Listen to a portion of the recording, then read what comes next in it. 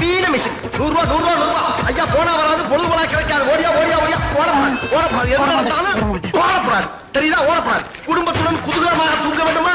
Machine 100 ரூபாய். கொஞ்சம் எந்திரி. ஏன் உட்கார்ந்து வித்தா வாங்க மாட்டியா? வாங்கியாச்சு.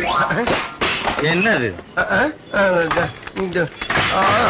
மூட்டை பச்சை கொள்ளும் நவீன மிஷின். என்ன சொல்லி வித்த? கேள்வி எல்லாம் கேட்கப்படாது. கேட்லாக்கு கொடுத்துருக்க நாங்க. டேய், இதுக்கு பேரு கேட்லாக்கா? எலி மருந்து சீட்டு மாதிரி இருக்குடா.